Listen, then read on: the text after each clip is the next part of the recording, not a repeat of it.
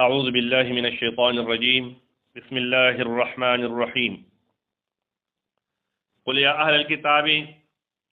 هو إذا ما پیغمبر صلی الله علیه وسلم دی ته وایي چې اهل کتاب د تورات او د انجیل دعوه کوونکو تعالى وراشي تاسو الى کلمت هغه کلمې ته یعنی هغه خبرې ته سواء ان چې هغه برابر ده بیننا و بینکم پمین زمون پمین تاسو کې او هغه دا چې الله نعبد دا چې موږ عبادت نه کوو الا الله مگر دی او الله وکړو ولا نشرك به شيئا او شریک بنګرو د الله تعالی سره هیڅ څه یعنی نه انسانان او نور د مخلوقات ولا يتخذ بعضنا او نبني سب بعض زمنا بعض لرا اربابا خدایان من دون الله سوا د الله نه فین تولوا پس کچردی مخواړو د دې خبرنه فقولوا اشهدوا نو وای تاسو اے مؤمنانو دي ته وایا گواو سه تاسو بان مسلمون چې بشکا مونږ چیو مونږ د الله حکم منو یا اهل الكتاب اے اهل کتابو لما تحاجون فی ابراهیم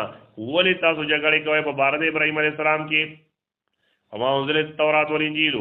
او نه نازل شوی تورات او انجیل الا من بعدی مگر پس دا غنا نو دی به ابراهیم علیه السلام زمون په دین باندې لري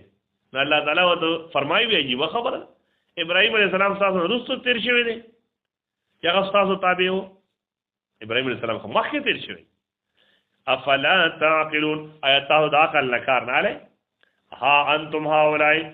ها انتم خبردار تاسو چې هاولای تاسو داسې خلک حاججتم چې تاسو جګړې کوئ فيما لكم بعلم فاغه څه چې تاسو د پاره پای باندې پوها او علم شته فلم تحاجون نو ولې جګړې کوئ فيما ليس لكم بعلم فاغه څه چې نشته تاسو د پاره پای باندې علم پوها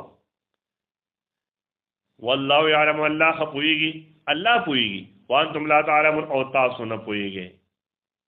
کان ابراهيم يهوديا نو الله رد کوي دې خبرې او جواب وتور کوي چې نو ابراهيم عليه السلام يهودي ولا نصراني او نصراني ولكن كان حنيفا لیکن وہ اغا حنيفا حق پرست روگردان د باطلو دینونو نه مسلمان حکم منون کې د الله وما كان من المشركين او نو هغه د الله سره شریک ګرځونکو نه ان اول الناس بشکا هغه ډیر لایق د خلقونه بابراهیم په نسبت سره ابراهیم علیه السلام ته چې ابراهیم علیه السلام سره د چا نسبت کیږي ناسوب دي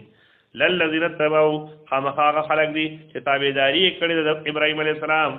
وهذا النبي او دا پیغمبر یعنی نبی کریم صلی الله علیه وسلم